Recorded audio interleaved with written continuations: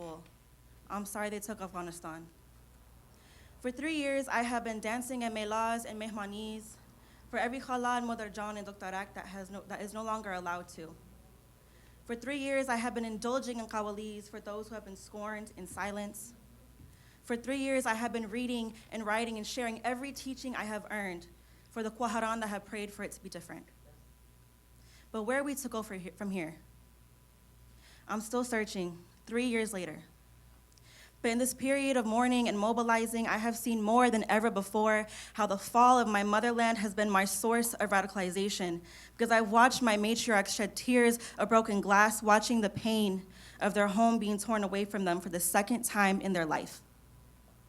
Where my ancestors have visited me with pleas to wear silver and beaded chokers and earrings that are so long and bright, they pass my shoulders and highlight my cheeks brighter than the hills of Parwan. Khina painted hands and call memorialized on my fingers to carry my home in indigenous ways in every path that I roam. Preservation of my family's oration by means of poetry so we keep our Alakozai alive. Where I dare speak on the mystic, hand to heart as I bow my head to the nomadic, unapologetically preaching on the present day taboos. And 3 years later, in tears from the deepest place of my gut, I'm apologizing to the babies. Babies who have no idea of the fire they were born into, the grief that now infect their bloodline. From pomegranate trees in Afghanistan to olive trees to Palestine, coconut palm in Congo and guava trees in Sudan, I will stand firm for my fight for us all. So firm, my feet become rooted into Mother Earth, and I too become an orange tree like the ones that lined my grandmother's home in Jalalabad, because I refuse to say my land has fallen. Because in the last 3 years, I have seen our spirits rise. In the resistance embedded in the bloodline of every Afghana, I have optimism rooted in the evidence of our might, our will mon Afghan ha, that this present will not be our future, and we'll continue to rise and excel and see our Afghanistan, our Palestine, our Congo, Sudan, Haiti, and every occupied territory revitalized. Modarjan, I am still so sorry that they took our home, a home I've only known through the stories of your eyes. Afghanistan Jan, Aziz Jan, Nafaz Jan, sweet dear, you are the air that I breathe. Jigar Jan, you are my liver. I cannot function without you. Dil ba dil ra darar, we are telepathy between hearts. And like star-crossed lovers, I will always find my way back home to you. Zindabad, Afghanistan.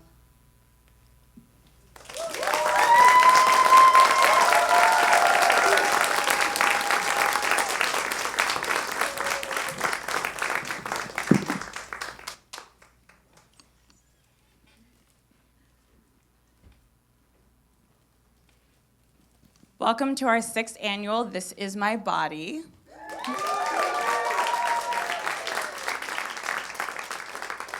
My name is Odelia Young. I'm one of the co-founders of the Navalia Collective that puts on This Is My Body, and in a moment we'll share a little bit more about who we are. But first, you just heard a powerful opening piece from Fariel Eliza Nazari, a queer first-generation indigenous Afghan educator born and raised on Ohlone land. They dive into ancestral healing and the whimsy of love within their art in hopes of teaching a spirit that understands and taps into individual autonomy to foster collective care.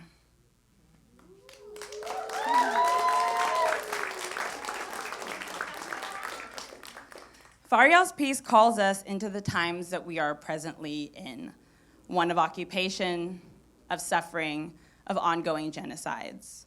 But we are also in a moment of a collective consciousness that has said we have had enough, that we will not and cannot be erased. On Wednesday, we will celebrate Juneteenth. In the same month, the Marsha P. Johnson and many others led an uprising at Stonewall. Yes. It is Juneteenth and activists like Marsha that remind me that we are free long before anyone else says we are free.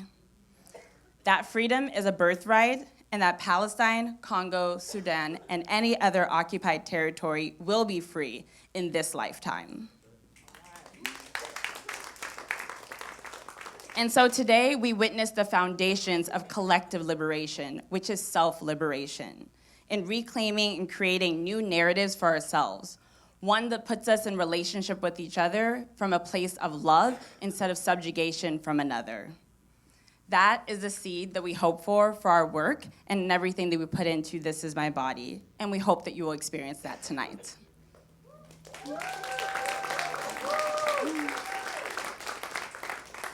Thank you all so much for being here, and thank you for your patience. As you know, Odelia and I always like to say we're both women of color. We take time. We have a show of women of color here as well, and so appreciate you all. But good things comes to those who wait. So I'm sure that you all will have an amazing time today. We just really want to share with you all a little bit about us, who we are as the Navalia Collective, and what this program really is all about. So a little bit about us. Odelia and I set out to create the Navalia Collective as a way to build more communities of belonging.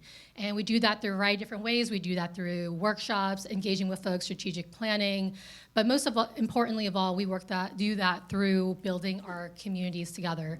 And This Is My Body is actually our flagship program that we've ever put together, and that really has formed the foundation of the Navalia Collective. This Is My Body is a program about stories. It's about healing. It's about community. We all can write on our own. We can perform on our own, but there's something so beautiful and so powerful about being part of a cohort that does it together. Every year, I'm so amazed that within only a short amount of time, these women can come together and really find ways to support each other in unimaginable ways. And I'm just really proud and honored to be a part of their journey every single year that we get to do this. Like Odelia said, this program is really around the self-liberation. And so in exploring stories, we really believe that we can create ourselves to freedom, which is something that we have taken from Odelia's mother, Mrs. Jennifer Young, who I think is on live stream. She has caught every single show. She gives us notes every single time. She rewatches shows and tells us which performances really resonates with her.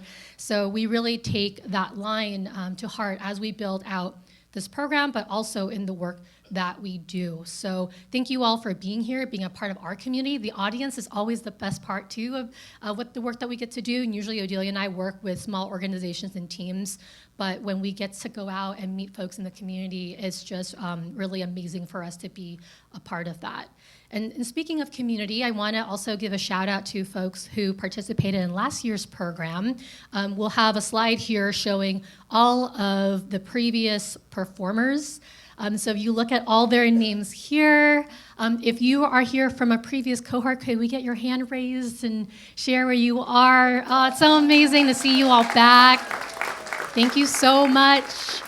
Some of these folks have moved out of the Bay, but they've always been able to support and connect, and I know some are joining on live stream as well. So thank you to everyone who have really been a part of this process. All right, so a few logistics before we get to the point, which is why you're here. So bathrooms are outside the red door. If you do leave, we just ask that you wait until the end of a performance to come back in, so the performer has that full space. If you miss anything, we are recording this, and you'll be able to have access to the recording on our YouTube channel later. There will be a 15-minute intermission, so there will be time to mix, mingle. If you want to hold it and use the restroom, then there might be a line, but that'll be a good time to use it. And then the last thing we want to remind you of is that there is a very personal nature to all the stories that you are going to hear tonight. And so we ask that you be mindful during the performances as well as afterwards in engaging with the participants in this year's cohort. Remember that they are sharing their story in the way that they would like to share it, and invitation to continue talking about their story should come from them. So we really want to make sure that we are respectful, because we will have a short 20 to 25-minute reception after the show, and we invite you to stay, have a few snacks, a non-alcoholic beverage with us, and just continue to meet people, and let's just be in deep community tonight together.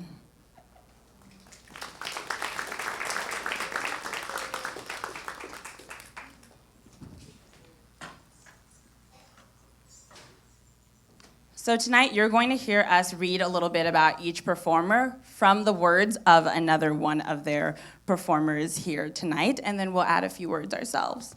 So of Reinuka, Tran said, Reinuka shines as a multifaceted individual who exhibits warmth, honesty, and creativity in both her presence and art. In every interaction, she spreads kindness and empathy through listening and offering support to others. What Tran said absolutely resonates. Rainuka radiates joy, the kind that keeps us grounded in the present and keeps us hopeful for what's possible in the future. She has fully embraced this journey, including sewing the outfit that she is wearing here tonight. And Rainuka is a reminder that when we show up for ourselves, really big things happen. So it is my joy to see her bask in these lights to share her piece, Headpiece.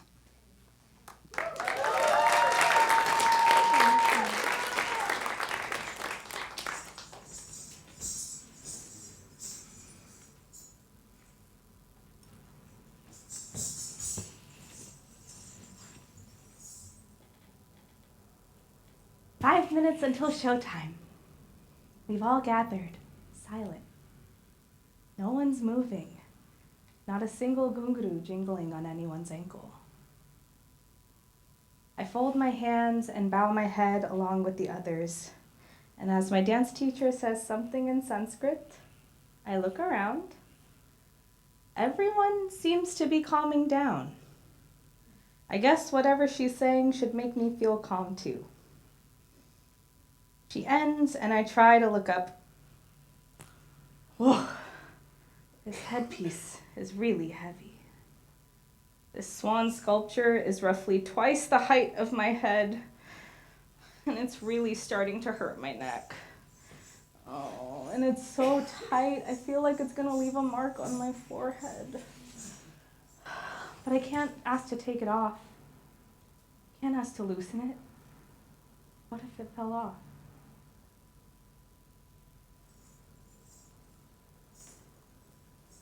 As a child, home was a drafty room with cold gray tile floors and a 20-foot wall of mirrors. My alarm was the ring of the gungurus that rang on my ankles, echoing long in my head after class had ended.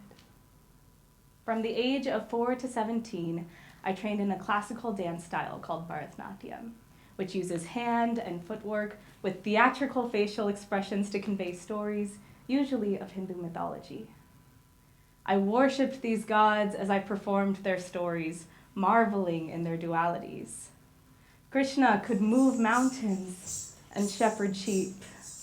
Saraswati could hold truth and art simultaneously. Rama could defeat demons to protect his tender love with Sita. They all wore so many hats, or crowns really, and I made sure to keep my head held high under the weight of those crowns, ignoring the tension building in my neck. But when I left home for the last time, those headpieces stayed behind.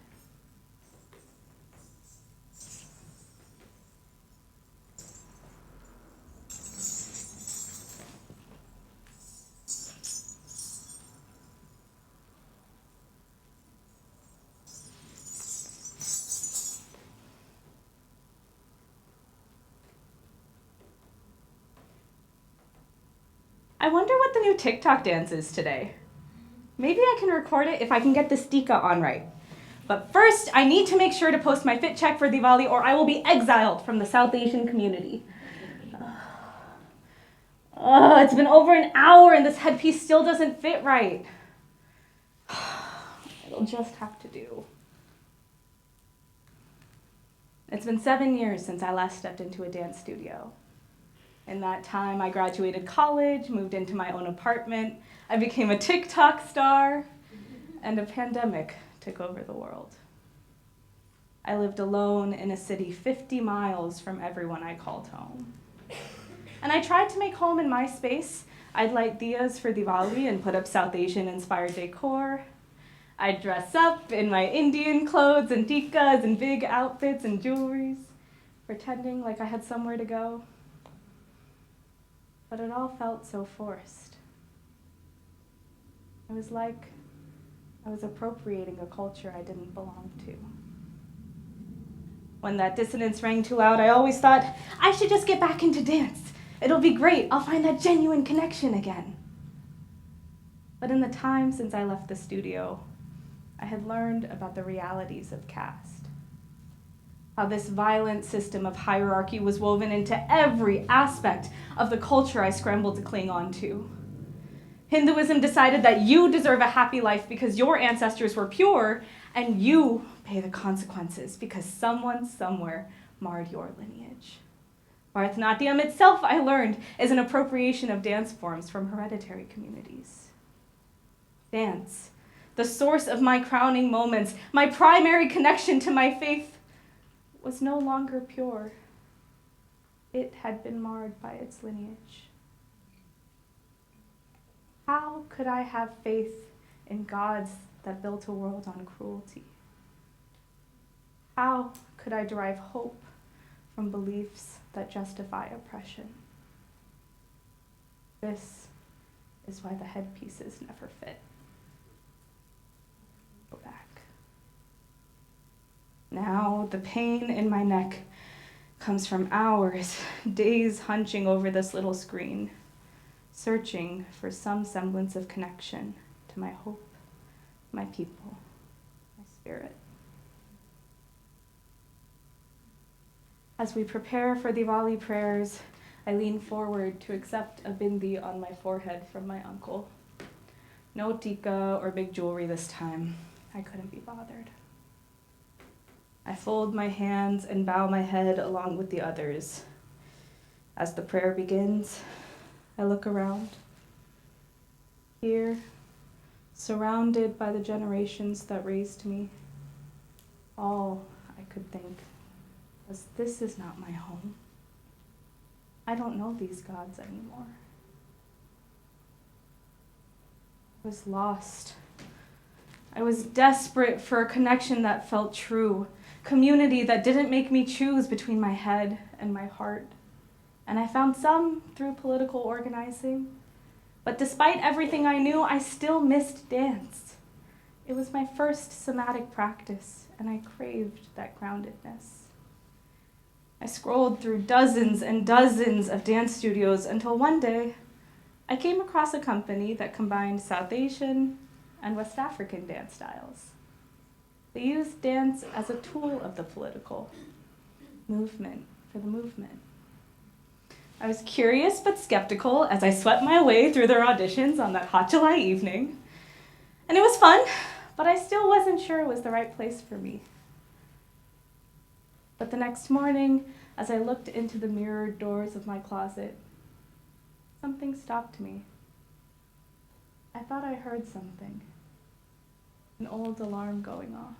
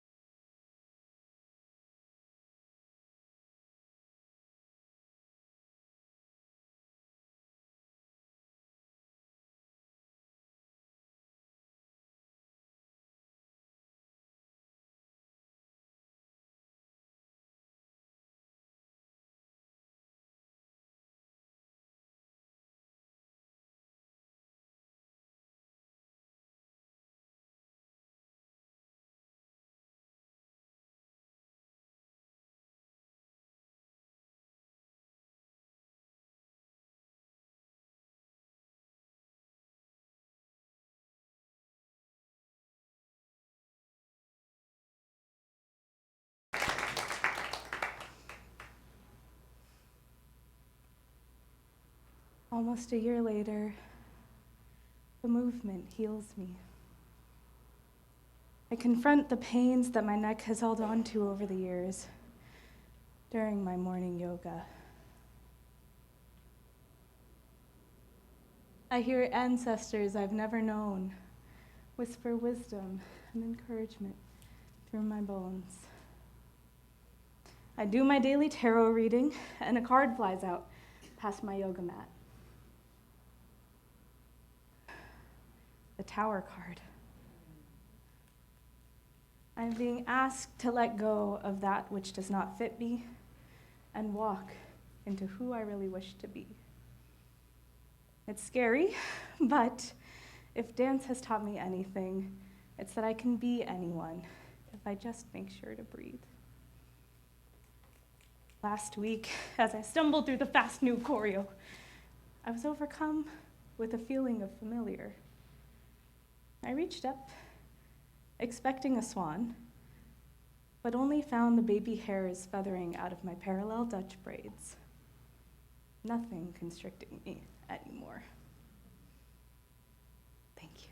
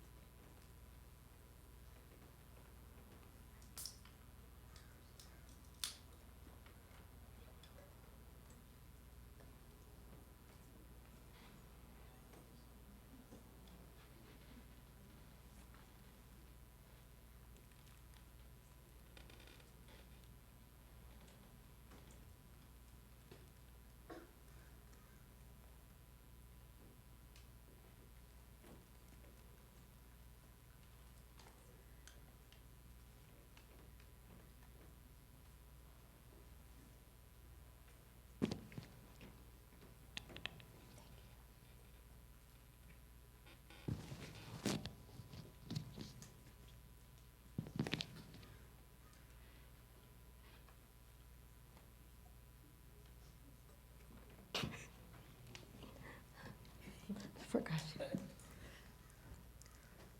About Juju, Renuka writes, the first word that comes to mind is powerful. Powerful words, powerful presence, and powerful vulnerability. It has been such an honor to witness Juju's beautiful performance, incredible voice, and unending resilience throughout this process. And I can only aspire to hold myself with as much grace and excellence that Juju shines with. Juju has added so much to our program, so much wisdom and strength. She is always engaged, nurturing, has the most encouraging words for the cohort. We definitely see the strength and resilience that she has brought from the very beginning, but especially in the last few weeks has been kicked into overdrive. So really grateful to have Juju in the program and excited for you all to see her piece, Gumbo.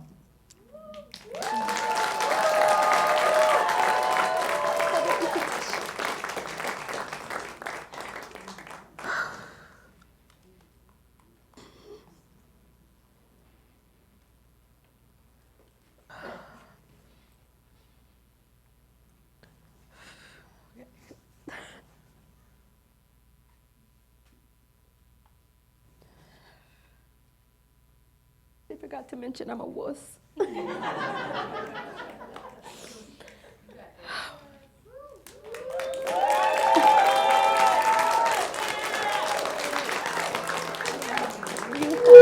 Oh my God, I'm sorry. All right. You got it. Oh, goodness.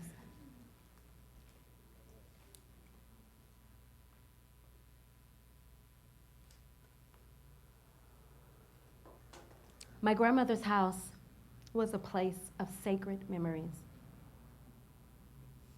Memories deep in the cavities of my brain, and memories in the depths of my heart. Memories of my identity, and memories of my existence.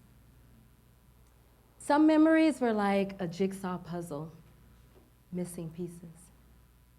Other memories were ingrained in my mind like a steel rod to a cow's hide.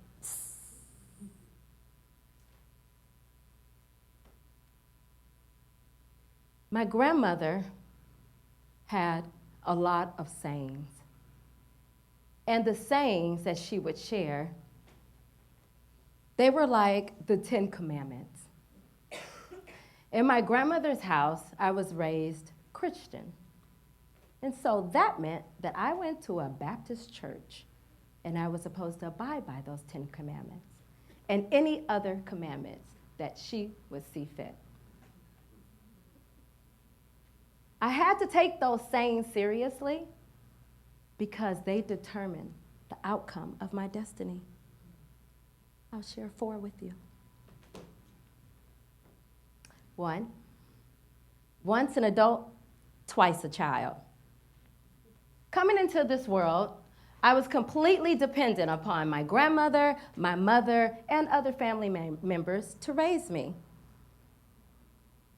As I got older, turned into this independent woman, and I could care and take care of myself.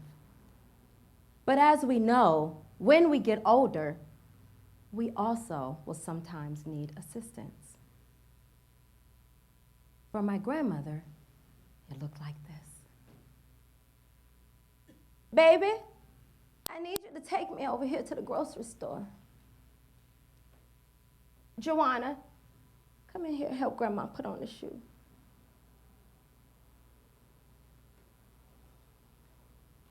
Grandma, can you pass me one more roller?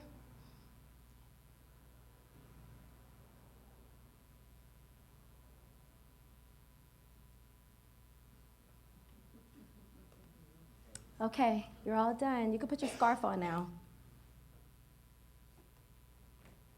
When my grandmother would tell me this one, I thought she was crazy.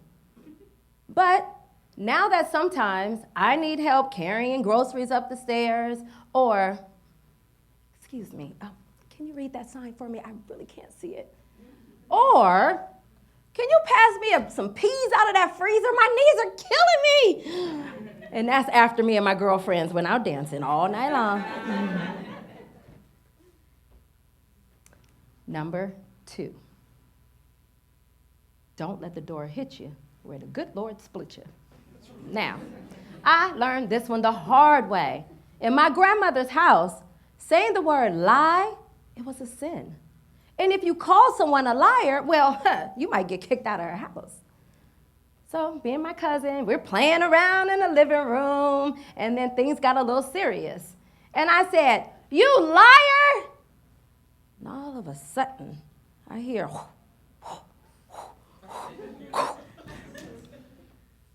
grandmother threw her slipper at me. Then she said, "If you're going to use that language in my house, then you can let the door hit you." Needless to say, I didn't say that again. Number 3, honor thy mother and thy father so that thy days will be long upon the earth. I learned this one early. I learned that if I was respectful, I didn't embarrass my grandmother, and I spoke politely to adults, "Yes, ma'am," "No, thank you, sir," I would earn the well-behaved granddaughter badge. I didn't touch things that didn't belong to me, and when it was time for me to have my prom dress custom made, it didn't show any cleavage, and my split wasn't too high. It was an honor for me to honor my grandmother. I took a lot of pleasure in doing so. She was the matriarch of my family and the one parent that this rule applied to the most. Number 4. One day, I will no longer be on this earth, and you will have to keep on living without me. Wait, no, not that one. My grandmother didn't tell me that one. And neither did she tell me that one day there wouldn't be a grandmother's house, or there wouldn't be a grandmother's kitchen.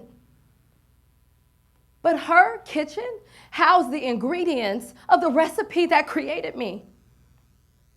So how could she expect me to go on living?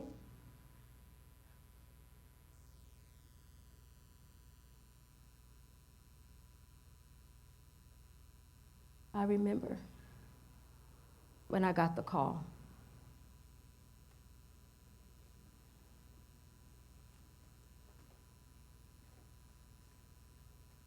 Mom. Juve, she's gone.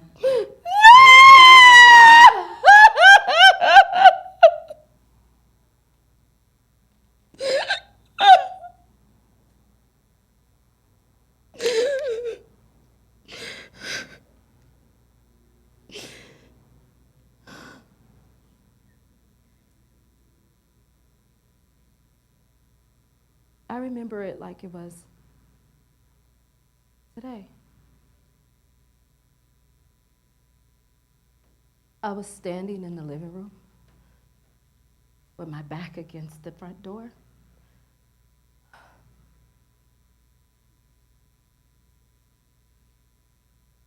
The universe was silent. Time was absent. My body lifeless.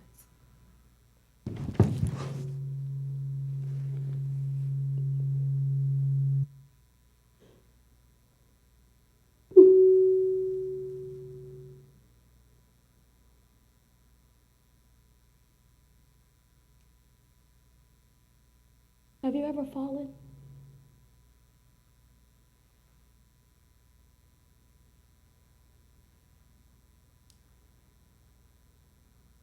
It's like this really quick, involuntary motion, right? I mean, you trip and you fall and you land on the ground. Then you get up and you dust yourself off and you look around and you're hoping that nobody saw you scrub. But this fall was not like that. This fall froze time, defied gravity.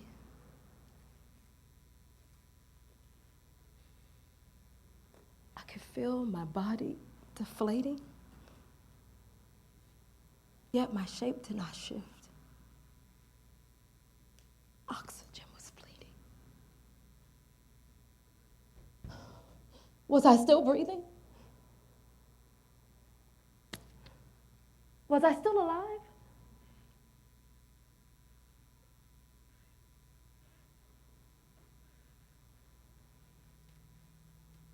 Distant and present. I could still hear it, vibrating my aura. It lives with me. A quick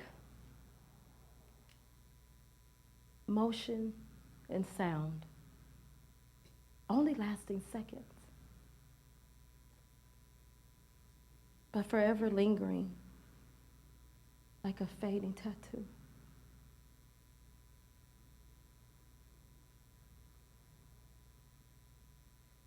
Grandma, I wrote you a poem. I'm working on a poetry book now, and I named it Gumbo, after my favorite food that you used to cook for me.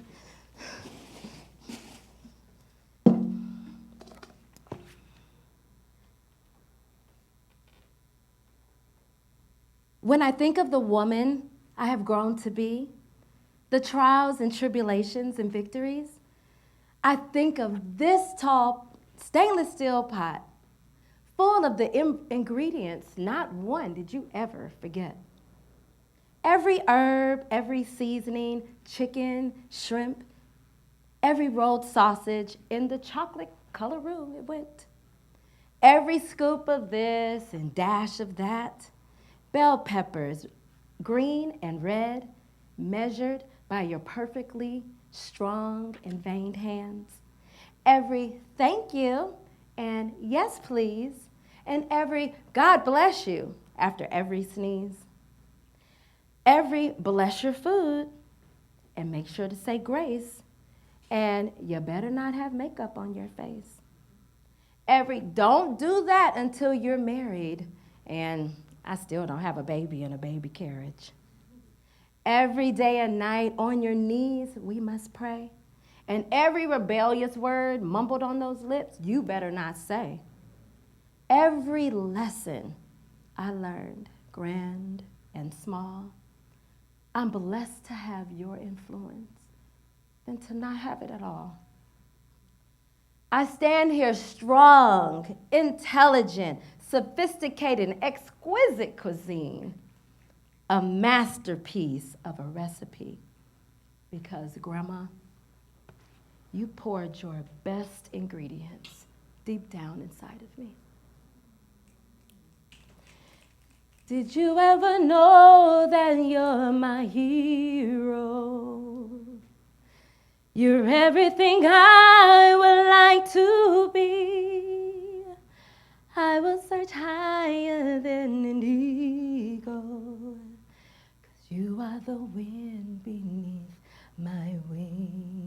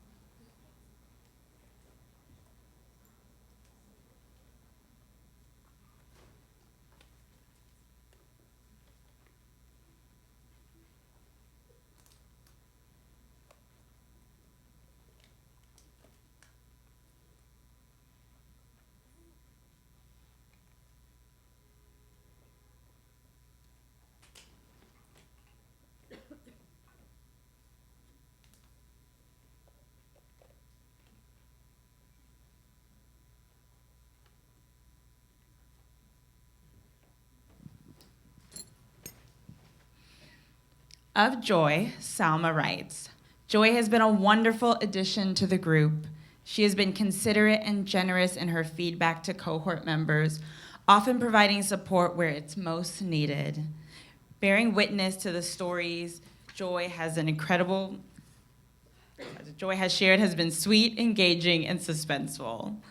So Joy has an incredible quiet power about her. When she writes or opens her mouth, you know that it is from a deep, deep place of transformation.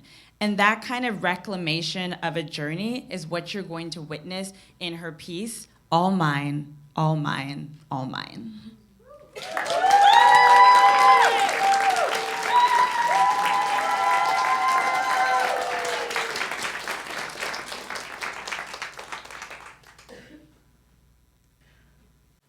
Where should I put my new altar? Maybe here in my bedroom? Or maybe here on the kitchen floor? Actually, this alcove in my living room would be just perfect. As I signed the dotted line on my first solo apartment in Portland, Maine, I immediately began dreaming of the altar that I would construct there. It was the first of many rules I was accustomed to breaking. And by rules, I mean colonial impositions. My Nigerian Catholic parents insist that a good Igbo woman was a God-fearing one who left altar building to idol worshipers. But I knew that our ancestors' spiritual technologies could not be cheapened by unfounded white supremacist fear. And damn it, this is my house. To me, nothing felt freer than to have a full space of Black-ass art, liberatory literature, to have a cabinet full of herbs, and to sit in the reverent glow of the ancestors. This homecoming was a special one because the last time I had a space and an altar to call my own, it all went up in flames. Looking back, much of 2019 was a blur. I had spent an immeasurable amount of time holed up in my dorm room because it was the only place that my body felt at ease. The one simple task of hanging out at a kickback or showing up to work took the breath from my chest and sent my body spiraling into a maze of pins and needles. My nerves were shot to hell. Though, as an Ada, or eldest daughter, I had no conception of what was too much for my body to handle. From a young age, I learned to stretch myself, to pick up the pieces that others had dropped and rearrange them into another, more beautiful mural. This masterclass in being a superwoman came directly from my mother, who seemed capable of moving heaven and earth and all of the mountains in between. But there were always subtle hints in the vision of my rose-colored glasses to suggest that things were not always as they seemed. Superwomen have to stop flying around sometime. Just when my mother gave herself the permission to slow down, her back would unconsensually seize up like clockwork. My memories are filled with the image of her laid out on our living room couch, waiting for the tension to ease. But the weekends are too short for working class folks, and Monday always rolled around too soon. And when it did, she would pack her chronic pain away beside her lunch and fly away again, undeterred. What is it that they say? That God only gave his toughest battles to his strongest soldiers? Whatever platitudes they offer to Black women to sacrifice their minds or their bodies, they are never enough to fill the gaps that should be filled with tangible love and support. But my model was not of the asking for help variety. My model was to keep it together, to manage, to hustle. I don't remember when I realized that my superwoman mother was actually human. But I do remember making the choice not to bother her with any more of my things. How could I bother my mom when my issues seemed so insignificant? I spent much of my junior year zipping between 5 jobs, organizing, and advocating for myself at my student's financial aid office. With a wave of my hand, a laugh, or a shrug, I could easily mask what was bubbling beneath the surface.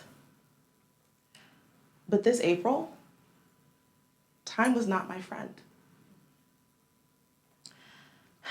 In the spring of my campus's latest discontent, I had 2 big projects on my plate, and I could not falter. As an editor of my campus's online student journal, I had to break the story of fraternity violence before I hopped onto a bus to Washington, D.C. to engage in advocacy for Palestine. My timing to make this train to Philly was tight, but it was perfect. If I could just make it to the library with my bags, I could print the story, leave hundreds of copies in the dining hall, take down the frats, and be on my way. What could go wrong?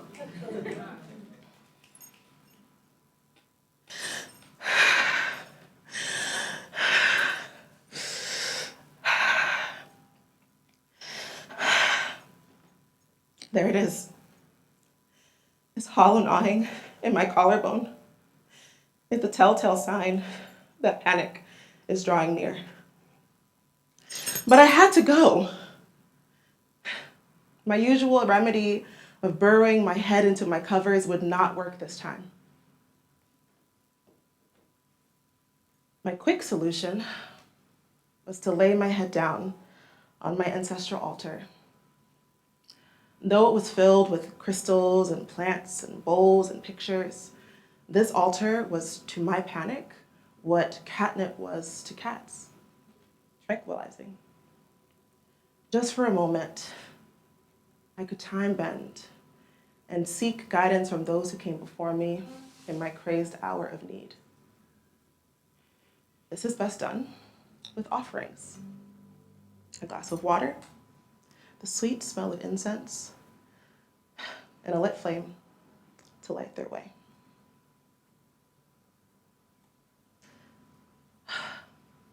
Calling upon the energies of my ancestors, my spirits, my guides, please protect me. I gotta go catch this train. I turned away from my duffel bag. I turned away from my prayers and toward my duffel bag so I could throw the rest of my things in and march quickly out the door. I did make it to the library. I did not put out the flame.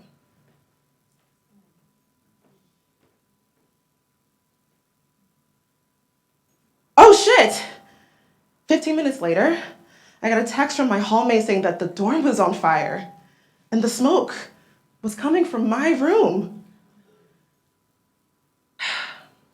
In a matter of minutes, my sanctuary and my altar were no more. The days that followed were equally as rough. I found myself placed in a new room that was unfamiliar and empty because it was. I had to muster all the gusto that I could for disciplinary hearings that were also unfamiliar. With my mask shattered, I was faced with a mountain of my shame. And at the end of it all, final season was still around the corner. The once familiar sprint between one thing to the next now felt like a slow crawl that my body barely had the energy for. How was I going to make it under the weight of this challenge? Gazing into the corner of my ugly new room, I had a realization. I need to make an altar if I'm going to get through this. I still have my ancestors. I've not been abandoned in the wake of my mistake. And so I began again. Armed with my materials, a white cloth, dirt from the base of my family's udara tree in the village, a branch of palm, wooden rosary beads from the Holy Land of Palestine, a photo of loved ones retrieved from the ashes, and a flameless candle. I constructed a whole new altar. And when I was done, I stood back and admired my handiwork. And I felt my hard body soften ever so slightly. I could hear the ancestors so clearly in the echoes of my new room. They'd given me this new space, free of my old clutter, to sit my ass down. This fire was a hard reset. I did not need to do any other thing but to pay deep attention to myself. I did not need any more things on my plate. I needed to rest. The path I was heading down would only stir up more inflammation that I would ignore. But a controlled burn on a forest floor that's full of dead branches and dry grass would only give way to new growth. Some would call this a dark night of the soul, but perhaps it was a solar return.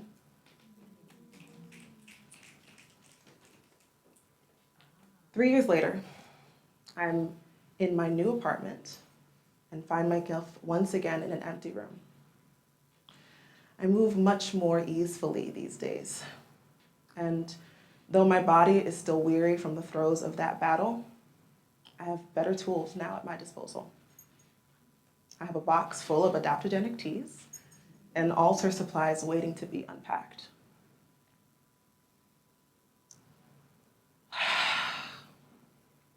Healing is not a race. It is a journey. And I'm so grateful to say that I'm in a better and different place in mind.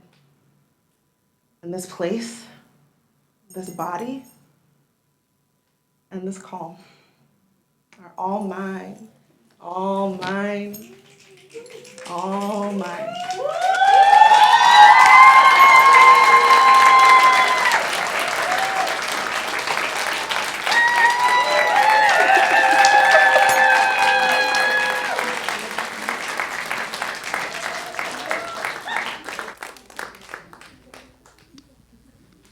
All right, so you just heard our first set of performances. Hope you all are enjoying your time so far. Just let's hear it one more time for the first half performers.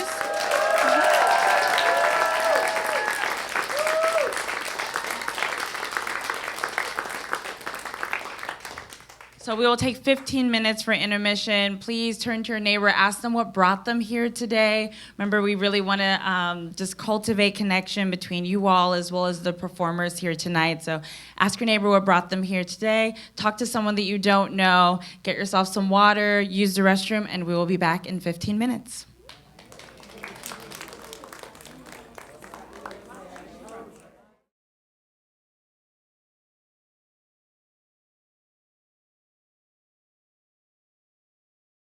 Back. Hope you got a chance to go to the restroom, grab some water, say hello to your neighbors. Can I get a show of hands to see who actually said hello to their neighbors? Okay, pretty good. Met someone new? Yeah. Want to talk to someone new after the show? Anyone? Oh, we got a hand raise. Okay. Oh, 2 hand raises. We're feeling brave now. All right.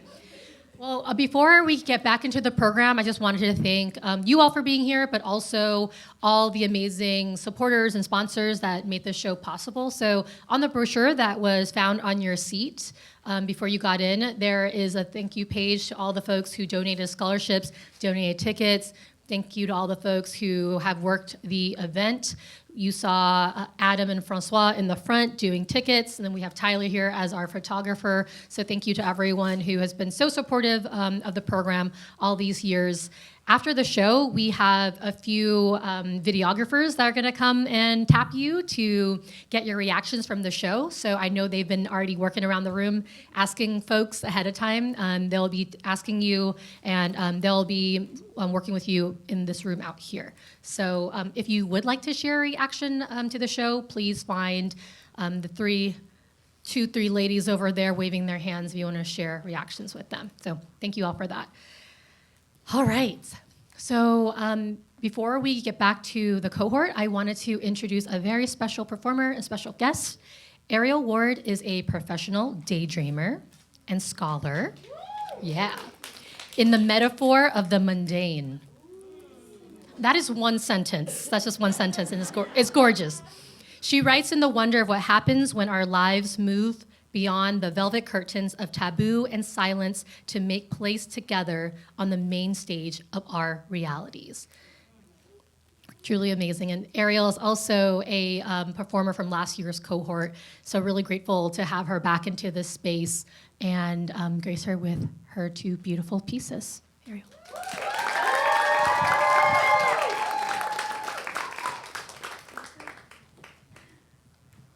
Thank you so much. It's really an honor to be back on the stage. And as I'm listening to, I was listening to the bios. I remember last year they were like, Ariel missed every deadline, but she got it together in the end.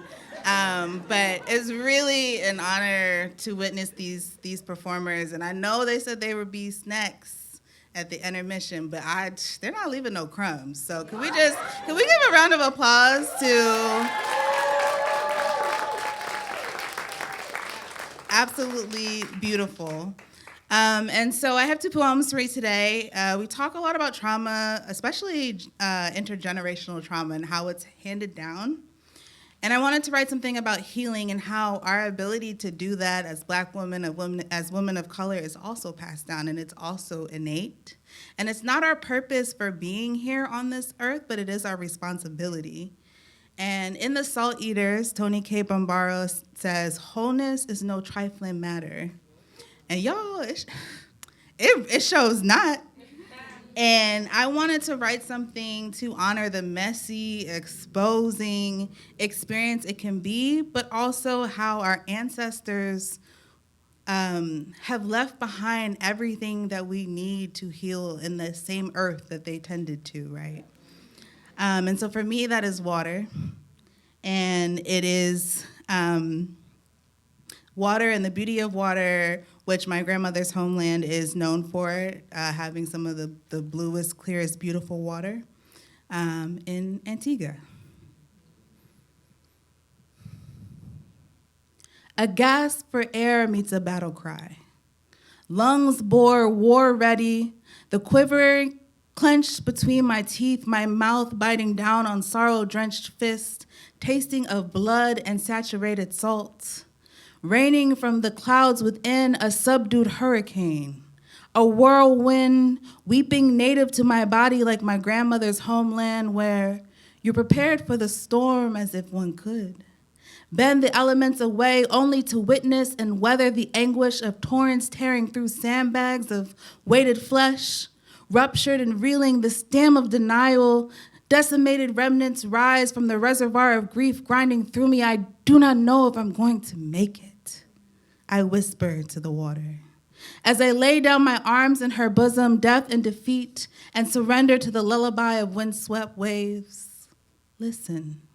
She hums through bated lips, ready to kiss my heart where it hurts, somehow knowing an unbridled offering of tears may tame the thirst and salt the rim of suffering sweet, making sky in the blues. Where do dreams and angels lay, if not the clouds? She croons, sand to shore, oceans always bringing something back, a blessing, a burden, a being to me to release, to carry, to be freed from seeking respite from the heart. Heavy is the healing. A lot of weight when you're well, I cry. A lot of light too, she sings. A crystal clear blue in her, my reflection is a fluorescent gold and gospel of rememory. Words of my mother's mother. We are people of the sun.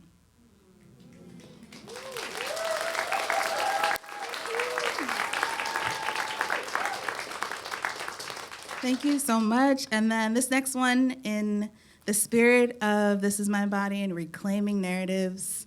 This is a piece about taking something that people, have said to you or used in a way to try to dehumanize you and reclaiming that and really finding the beauty in that. So this is called Not This Body, But Somebody. I am not this body. You may discard me if you'd like, throw me away as if I mattered less to this earth. You say I am dirt? And what is more human than that?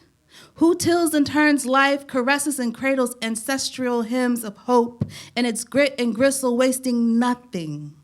Catching teardrops for flowers, food, and funeral takes and gives life a home. To things foreseen and unseen, covers and holds. If I am dirt, all that I am is precious. Vital to living and your very existence. Powerfully soft, one cannot easily rid their hands of me. And even then, I remain. I return, I release, tap running, river rushing, baptism coming back to myself, meeting me in new form, dirt, sky, wind, water. I am not this body, but I will hold her as she holds me. Thank you.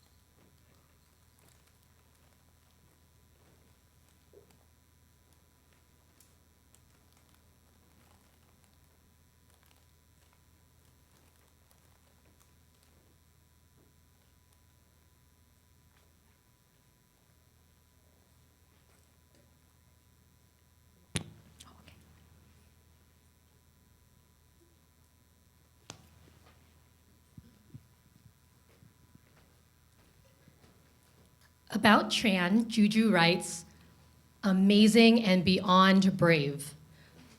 I learned this in a very short time while participating in our collective.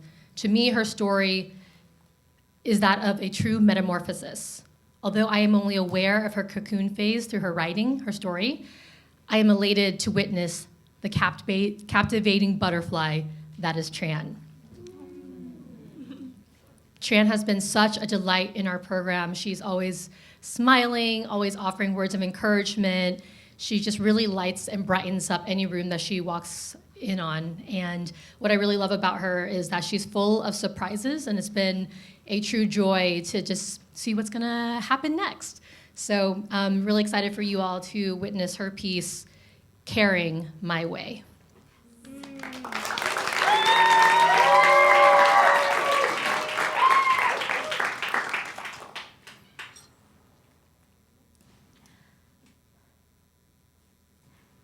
At home, I felt very Vietnamese. Mẹ, my mom, would work long hours at the nail salon and come home sometimes as late as 9 p.m. Yet she never failed to make a delicious home-cooked meal. Praised pork ribs, squash soup with little dry shrimps, stir-fried vegetables with garlic, and a side of pickle, carrots, and daikon. A 4-course meal is usually the norm. I am the only daughter and the youngest. I despise household chores and was not very good at them. My eldest uncle was once so appalled by the mess in my room, he threatened my parents that he would clean it himself. Not good daughter characteristic. That is not the norm. I became more rebellious as a teen, talking back to the men in the family. Can you help wash the vegetables? Can you clean the kitchen table? My irritation sometimes turned to the one that let this happen. Mẹ, fully giving, always worrying, showing unwavering dedication to her family and to her role as wife and mẹ. But what were her dreams? Were they like mine? How could she let go of herself to become everything for everyone else? I did not want to be molded into a woman that must give everything to serve everyone else. I wanted to be more American. I have dreams of escaping the suburb, traveling the world, and becoming this independent, unstoppable woman. I did not want to feel trapped, overworked, and obligated by family. When I became an adult, we traveled to Vietnam together as a family. It was humid, crowded, noisy, polluted. Mẹ led ahead as we zigzag and hop-skip around uneven pavement, avoiding motorbikes, street vendors, and potholes. Mẹ knew where to go in Saigon. No, that's not the right store. No, there it is. Not a single glance at her phone. The street was lined with 10 different stores for eyewear. We finally went into one with an AC. Mẹ spoke to the owner with a polite humor and charm. Ba and my brother went outside the store, stood waiting instead. She then took us to a ceramic shop. How about 4 for 40 dong? We're locals. Then a hair salon. We'd like to get our nails done as well. Can you please bring the supply from next door? All this time, I observed with glee and admiration Mẹ in the city, her city, navigating the world around her, an independent, unstoppable woman. I've only heard of these stories about Mẹ, Now to witness her in action, I felt humble and proud. This is who I want to be. When I finally moved out on my own, Mẹ visited me for the first time in Oakland. She rarely traveled on her own. Driving far scares her, and English scares her. I was excited to show Mom around and treat her out on a night of cocktails, dinner at a chic restaurant, and salsa dancing at the infamous Space 550.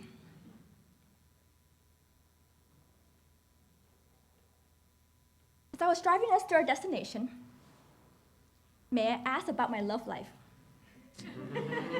Now, this is highly unusual for us. We rarely go deeper than family gossip and a review of the new Vietnamese restaurant in town. Nếu con lỡ có bầu, trước khi cưới, con nên giữ baby.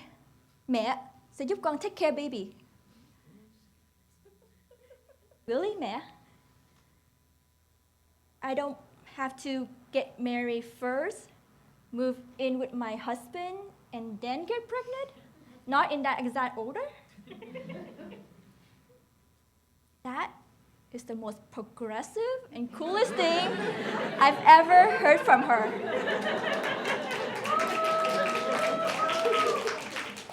A door suddenly opened. I felt a connection that was beyond mother and daughter. We were two adult women having a conversation, and regardless of who's more Vietnamese or more American, we understood each other and agree that having a baby before marriage is totally acceptable. Now, I'm not that into babies. One time, I pretended to be on the phone to avoid gathering in the break room and see my coworker newborn baby. I know it sounds heartless, but I didn't want to muster that fake excitement or adoration for a baby I don't know. Like, I simply don't know what to do with them. That night, Mẹ planted a seed in my mind. Me as a mom was suddenly a welcoming thought. Motherhood didn't seem so far away nor foreign. I was really intrigued by it. The joy, the care, the love that I can give to someone. I may not care much for babies, but I think I love my babies.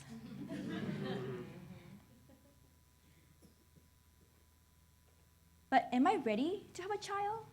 Do I really want to have children? 1, 2, 3, 4, 5, 6, 7, 8. That is a low count.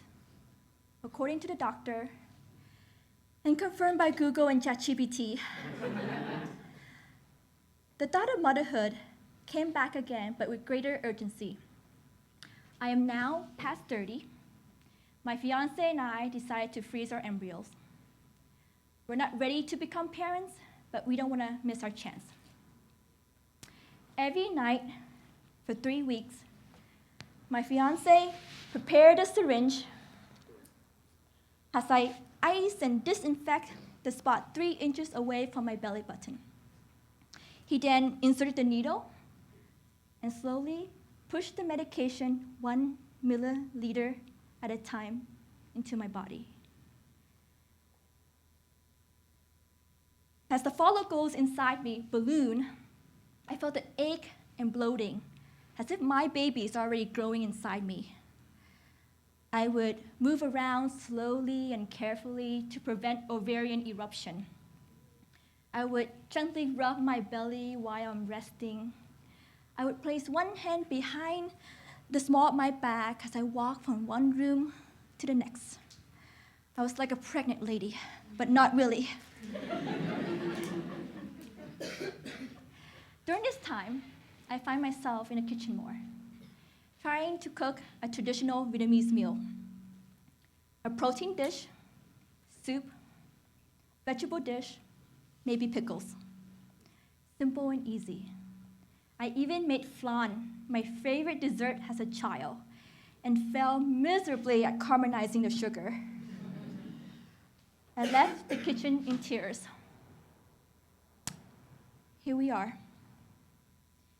Me missing the joy of my home-cooked meals and realizing the disappointment that I may not be able to do the same for my not yet born baby. Yet now, I have dreams of settling into the home with my own family, learning how to cook my favorite Vietnamese meal, and becoming a woman who cares for her family in much the same way as man, but my way. A little Vietnamese, a little American, caring without perpetuating gender-based norm, caring without losing myself, caring without judgment nor shame. Thank you.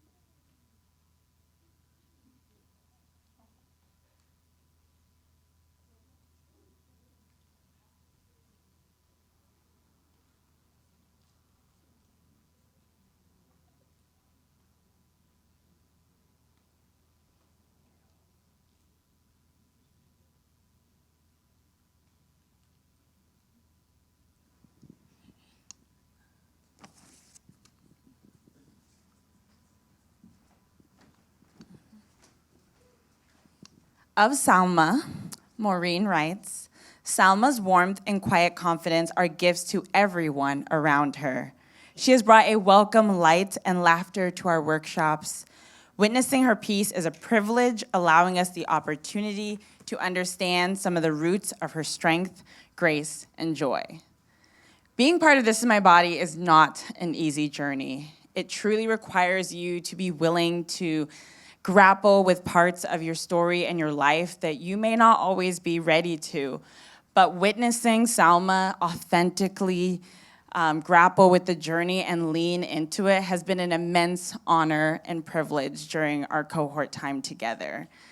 And seeing that transform into this beautiful piece you're going to witness is going to be a great joy of everyone here. So please help me welcome Salma with her piece, Age of Fun.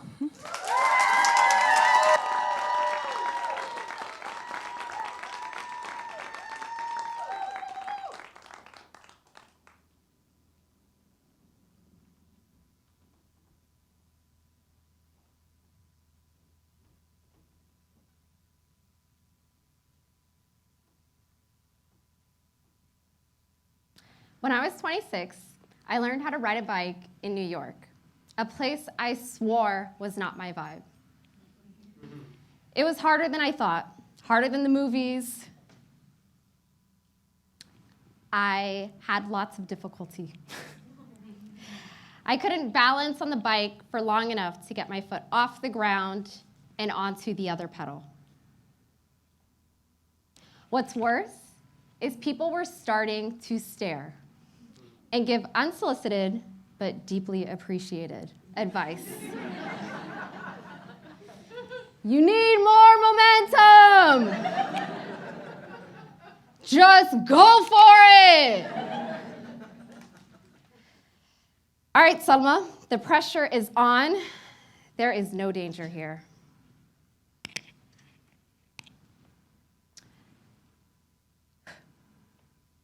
I gave one final push,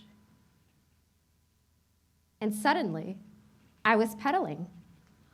Oh my God! Oh my God, I'm doing it! Yes!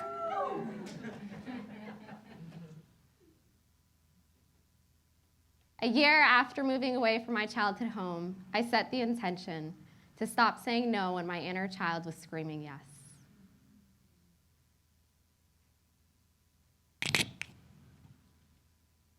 When I was 11, I would go to the beach every Friday.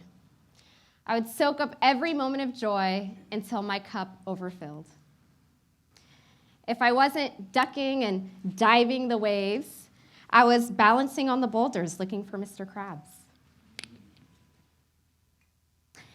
If I wasn't balancing on the rocks, I was pumping my legs on the swings and launching myself off the highest point. Here, I was fearless and in control of my ending. I would test my swimming skills by traveling further and further into the ocean. Afterwards, I would lie awake at night and replay the sizes of the waves. The ones easy to jump over, the ones that pushed me to the shore, and the ones I prayed to make it out of alive. I got the best sleep those nights, partly because of those waves, but mostly because of this beaming smile I couldn't wipe from my face.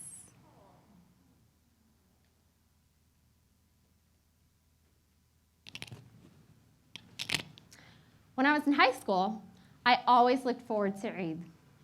It gave me a reason to take the day off school, and it was always a good time. Eid smells like the air on field trip days. It sounds like the excitement during a pep rally, or when you finally get a sub for that one class. After prayer, we would return home before embarking on adventure. Now, as the eldest daughter, I typically had options lined out for the rest of the siblings for approval. This Eid, I didn't have anything planned. I was too caught up in the high school hustle and didn't have time.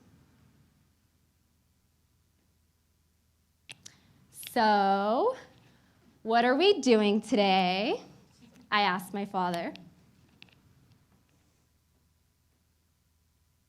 We are going to Boomers. Boomers! We've been there so many times. I can't go back to Boomers. I took the day off school for Boomers. Can we go somewhere fun?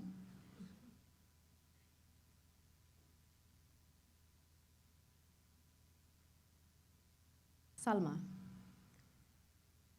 you're not a child anymore. You're not at an age of fun. This is for them. What does my age have to do with fun? I mean, didn't he hear the Imam say this was a day dedicated to happiness?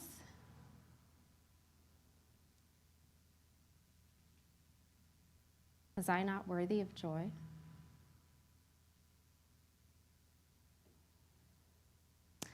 Things had changed from when I was 11 and free to roam the beach. My place to be supported and encouraged. Now it's starting to feel like a privilege. Now when we went to the homes of family friends, I was told to stand by the adults, sip tea, and quietly eat desserts. I was told the house must look like there is an eldest daughter. I had to look presentable, speak minimally, and serve royally. I really just wanted to go outside with the kids. I wanted to swing on the swings and see the heights that I could take myself and revel in the views as reward. I wanted to dance at the grocery store instead of hearing my mom say, "Please don't."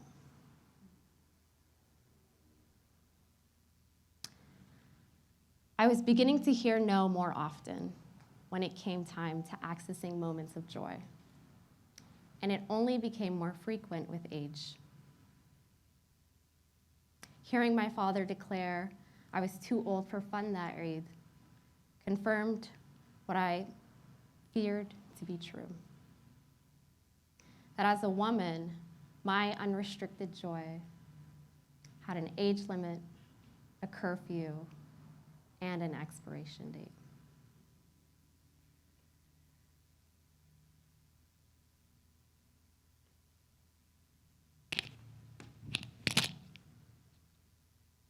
In college, I discovered yoga and quickly became captivated. It was the one thing I could do where there were no expectations placed on me. I would always challenge myself to doing the more advanced poses, but there was always a hard stop when it came to inversions. It seemed as much as I wanted them, I decided they were not for me. That in pursuit of my joy, I could not be reckless and jeopardize my role as first daughter. I couldn't play like a child. My family needed me.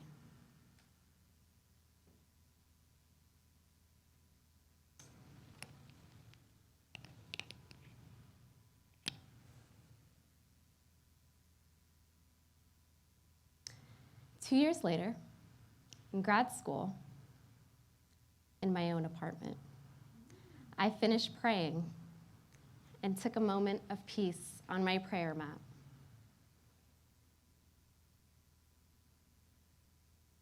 Suddenly, I had the urge to go upside down. Now, I've done a headstand before, but I didn't like it. I didn't like the feeling of the blood rushing to my head and that my breath got choppy and it felt like my heart was in my throat.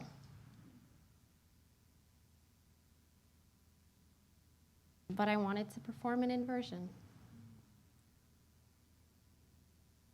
I set my foundation up until I felt it was sturdy enough to hold my weight. 1 kick, 2 kick, 3 kick, 4, and I did it.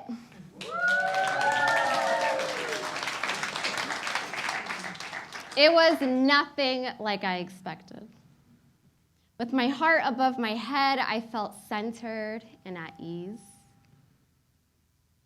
With my world turned upside down, my heart's deepest desires were placed above all other limiting thoughts, past and present.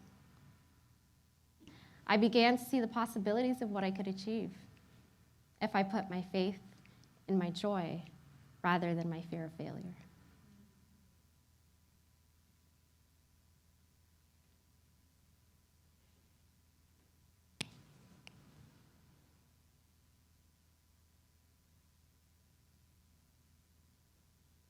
Leaning into my accomplishments, I'm stuck on a high as I keep pedaling. Past the group of people cheering me on, past other bikers, until I am fearless and in control of my ending. My joy is mine to hold, unbounded by the shame it was once made to carry. She does not ask for permission or clearance. She may lead me up and around a pole, or skating down a boardwalk as I watch the crashing of the waves. She may lead me to dance down the store aisles or teach my patients the electric slide in the ICU. She is the reason for my celebrations, until the balloons I receive wither and deflate.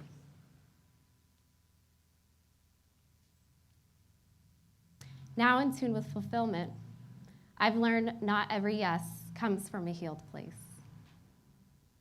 but it has always created space for my healing to occur. To return to my most authentic self. Salma, a name of Arabic origin, meaning peaceful, safe, and sound. Thank you.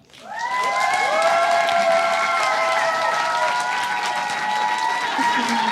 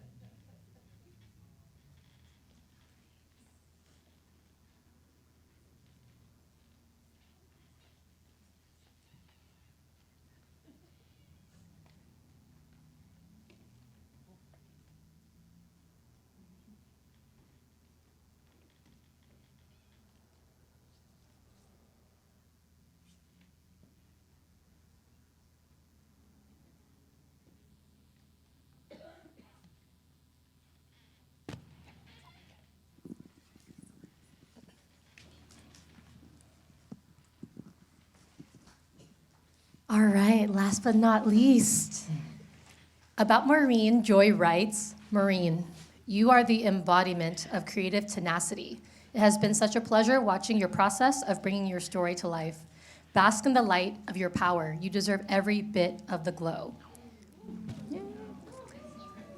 It has been such an honor for us to have been trusted with helping Maureen bring her story onto stage. I think out of everyone in the program, Maureen expressed the most concern about being vulnerable, but I'm just really thrilled to see all the ways in which you've confronted all your fears and really conquered them.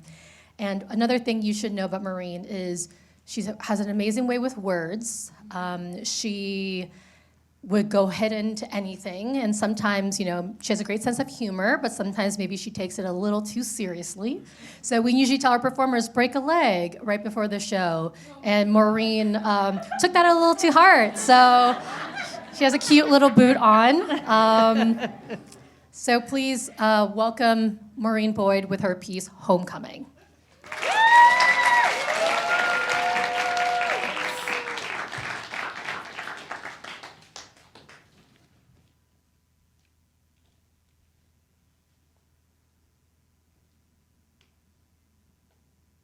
When I was in high school, my mother thrust a photo at me and said, "Look, Maureen, it's your sister in Thailand." I didn't have a sister. I was an only child. I did not want to look at that photo. But I couldn't help myself. The girl in that picture had short black hair, light brown skin, sad eyes, and a beautiful smile. She was so pretty, so Thai, and aside from the short black hair we both shared, I looked nothing like her. My skin is lighter than my Thai mother's, darker than my white father's. My body is bigger than both of my parents. My eyes are hazel, a hybrid of my father's light blue gaze and my mother's dark brown stare. I have never looked like either one of my parents. I didn't fit in their hole. I was a misshapen piece, disconnected, unrelated. My mother's reasons for coming to the US are shrouded in mystery. I know she had many sisters. I don't know how many, and I don't know any of their names. She told me that Thai women spoke softly, dressed modestly. But I never saw her tie or learn how to tie the sarong I saw her wear her whole life. She taught me that you had to activate the spices in a curry paste, get it scorching hot, right up to the edge of burning, before adding your meat and your vegetables and your coconut milk. But I didn't learn how to make curry paste from scratch until I taught myself. And I knew somewhere out there in Thailand was a girl who possessed all the knowledge I did not, whose body, hair, eyes, voice, and language made her so much more like my mother than I could ever be.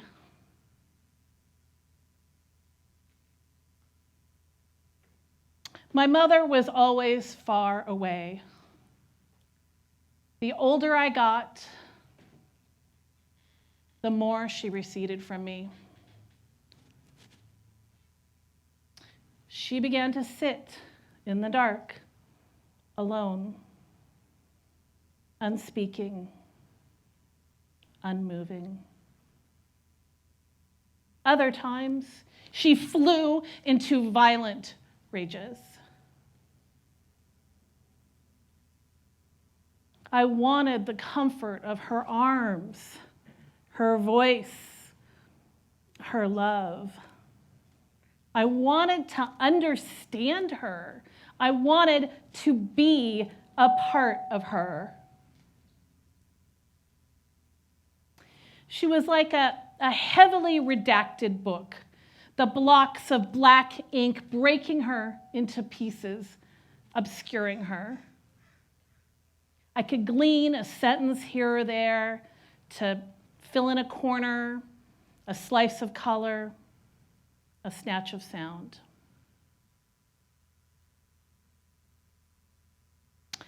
After many years of estrangement, I decided I was going to do whatever it took to put those pieces back together, find my way back into my mother's love.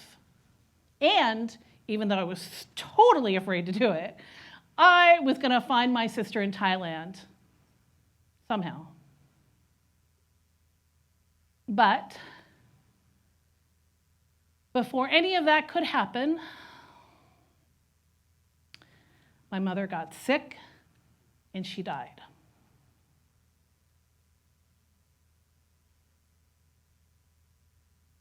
A week after my mother's death, I walked into my parents' house and I started to go through her things like a woman possessed. I needed to find something right now, right away, that would tell me who she was, that would reveal her secrets, that would tell me who I am.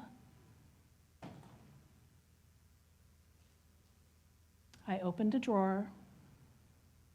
I found a report card, a birth certificate, and a piece of paper with a name, an address, and a phone number, all in my mother's delicate, precise handwriting.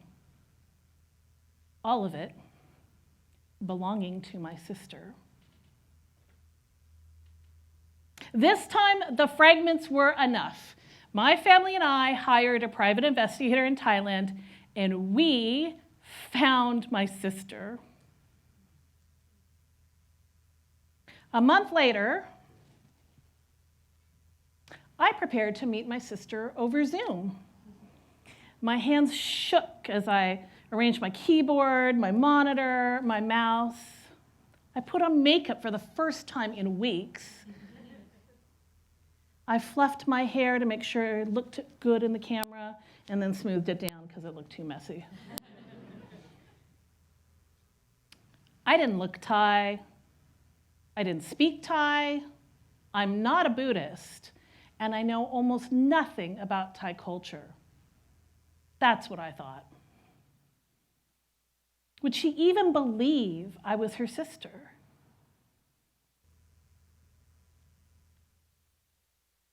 The camera turned on, and I saw my mother's eyes. I saw her high cheekbones. I saw the Cupid's bow of her upper lip. My sister said, "Hello?" And I heard my mother's voice. My sister told me that she thinks that my mother's family treated her very badly when they found out she was unmarried and pregnant with my sister. I told my sister that my mother kept her picture always and wept for her sometimes. Every time we said our mother, it sounded surreal, something longed for, and something else too. The solidarity of two sisters putting the pieces together, turning those fragments into sentences.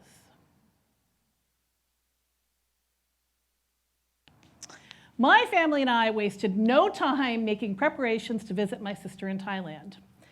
I decided that I could cram a lifetime's worth of Thai into a few online sessions. The most I could retain was Sawatdee ka, which is essentially hello and goodbye, Kap kun ka, which is thank you, and Katot ka, which is a variation on I'm sorry. I remembered the women that my mother had told me about, and I shed my V-neck shirts and leggings for high-necked blouses and long sweeping skirts appropriate for temple wear. I fretted over my large body, my weird hair, and my loud voice. I had imagined taking this journey with my mother my whole life. And now that we were finally doing it, I was certain I would be discovered to be an imposter, a pretender to the identity my mother had so long withheld from me. Thailand overwhelmed me. Bouncing along in the back of a pickup truck to catch a glimpse of wild elephants, the tangy taste of som tom salad in every Thai market, girls texting while they rode on the back of motorcycles, the sound of our bare feet slapping against stone temple floors, the gracious courtesy of Thai people every time I forgot that pointing was rude.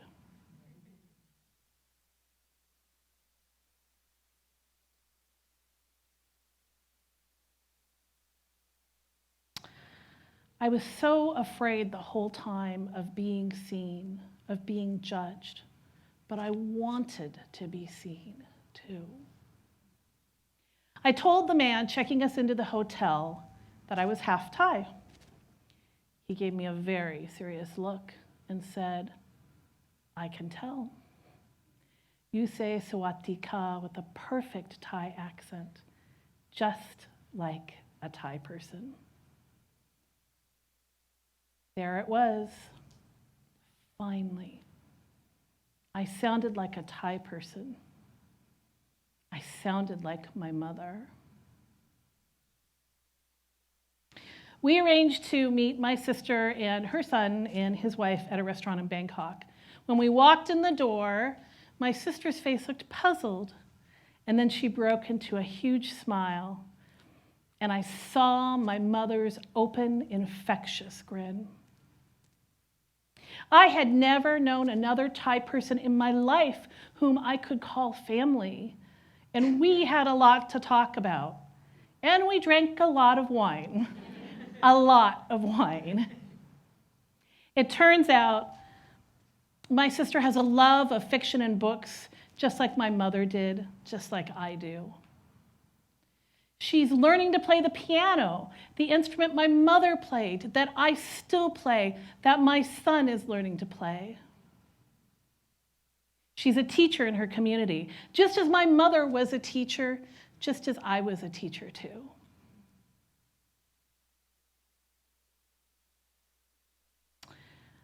Parts of my mother will always remain in shadow.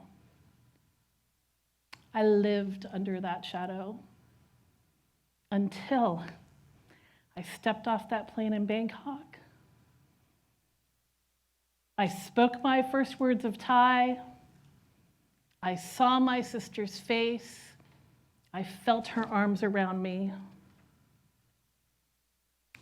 I belong to Thailand now. I belong to my sister. And maybe, finally, I belong to my mother.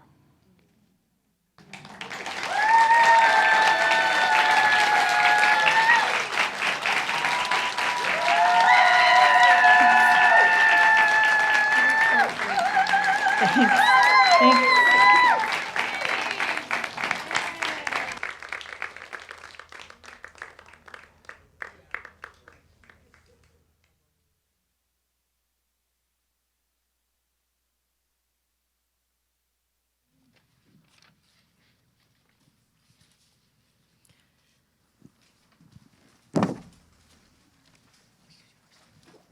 I've definitely never, ever, ever. You okay? Yeah, all good. Do you want to come up for closing? Okay. I have definitely never made it to the end of any show without crying. I thought I was going to get to the end of this, and then I think one of the reasons why it's always such an emotional time, even though we do this is our 6th year, is because we read every version of these stories, and the version that you see here tonight is always so different from the first one that we see, and every version is a new level of depth and reclamation and transformation, and it is just absolutely beautiful to see how amazing, amazing all of their performances were. So if we can have a huge round of applause for everyone who performed tonight again.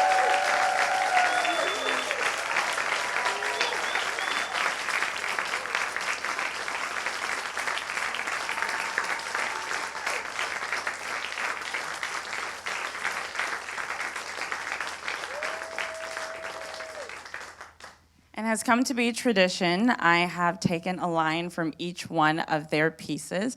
And this year, instead of just reading them in the order they performed, I actually put them together in the form of a poem, in which I also took the title from a line in their piece too. So I will read that. The title is "Healing is Not a Race, It is a Journey."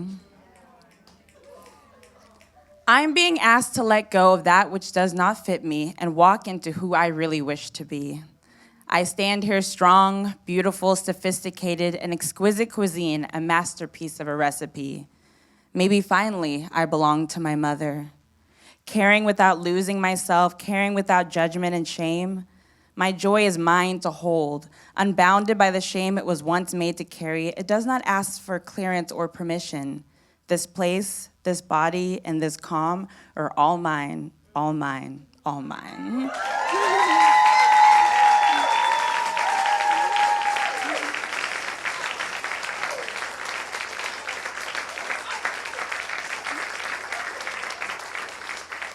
We invite you to stay after for a short reception, but before we get going on that, wanted to share a little bit about how you can connect with us beyond tonight.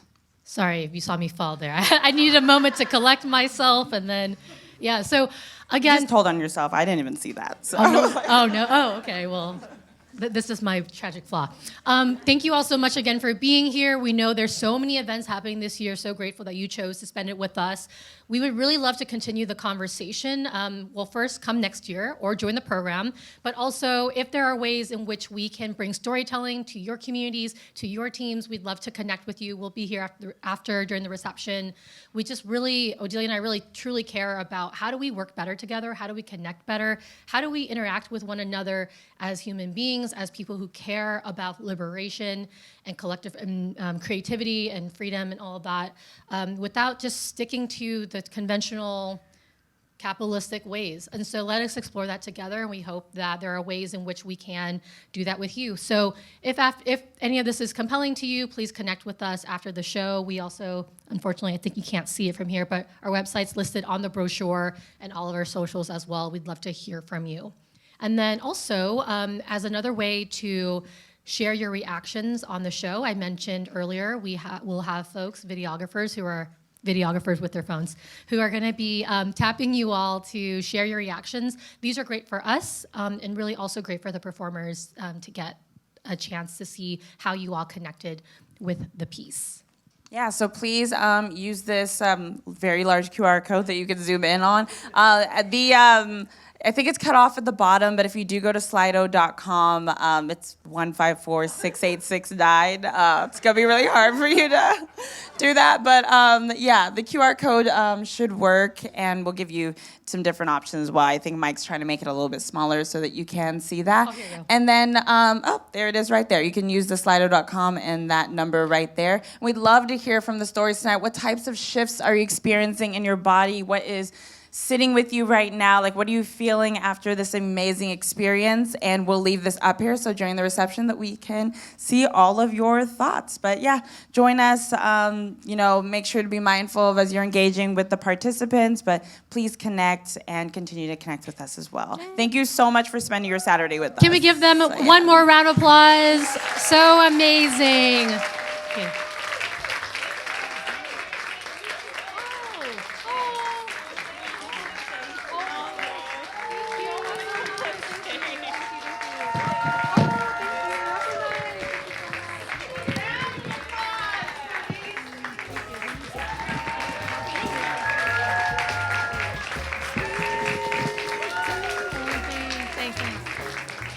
We're gonna do a group picture. Can we do a group picture with y'all? Oh shoot! I forgot to bring out the snacks. Francois, can you grab the snacks from the back and bring it? We'll have snacks and drinks right on that table. You all want to stay back.